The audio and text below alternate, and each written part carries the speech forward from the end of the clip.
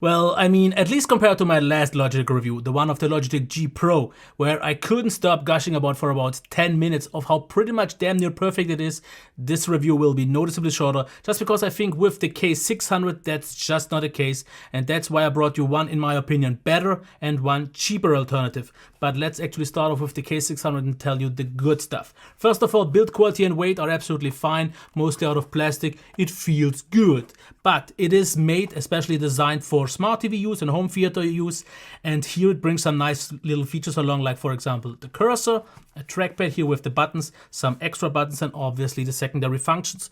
All this is good.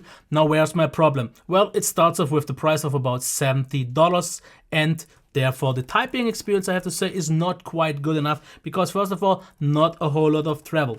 Then the feedback isn't good, and for some reason the whole layout, I'm not quite sure if it's just because of the circular keycaps or something else, feels shifted over, and I had a lot of mistypes and typos, especially in the dark, which brings me to the next point. It has no backlight illumination, which is my biggest issue. If you use your TV in bright situations all the time, you should get used to the layout after some point, and it will be fine. But that's a crucial thing that I'm just missing, and that's where the K810 comes in. Now, it costs around the same if nothing really changes on Amazon now. It seemed a little more expensive, but I bought mine for 85 euros like 5 years ago. Obviously, you will lose out on some functionality. No trackpad, no cursor, no extra buttons.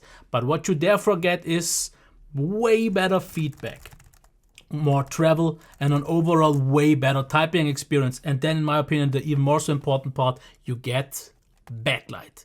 And the good thing, the way it works, is that once you put it down, it will actually fade off quite early to save battery, which works really great. And usually if you just take it up or get close with your fingers, this lighting automatically turns on, which especially in the dark is super handy.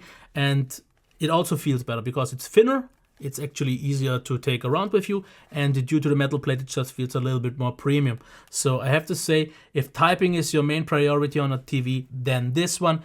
And now let's get to the cheaper alternative, where I'm not going to tell you the price yet, but let's just compare functionality. We get the trackpad on both. We don't get the cursor here, but the typing experience here, in my opinion, is better because we get more travel, the layout is better, and the overall typing experience and feedback is better. So what you will lose out on is the cursor and the extra functionality. And let's just compare one feel quickly. These both come with the unifying dongle, which means a way more stable connection compared to what we get on the K810, where we can pair up to 3 devices via Bluetooth. What we can do on the K600 as well with the dongle, but the Bluetooth pairing is just not quite as reliable. I had quite a lot of issues, at least on my PC, so that's what you will lose out on. But let's just keep one thing in mind. You get the basic functionality, trackpad and keyboard. That's what you usually want on a smart TV.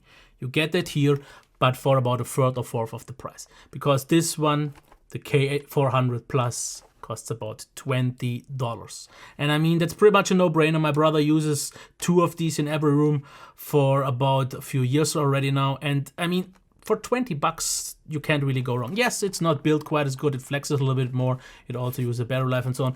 And it's not maybe quite as high quality, but therefore it is super cheap. Now, I have to say though that I don't really have a huge issue with the K600, and I could recommend it, but just not at this price point. If it comes down to like 40 euros or maybe 50 at best on a deal, and if you're okay, especially with the extra functionality, but also with the not that great typing experience, the feedback and so on, no backlight, I mean, it's still a solid buy. So to sum it up real quick, best typing experience, especially in the dark, way more premium, but Bluetooth and so on. This, if you want it cheap, just the basic functionality, this one does it all. And I mean, this one seems to be the sweet spot, but well, not in terms of value. And that's where I'm gonna leave it. And that's why I will tell you until next time, bye.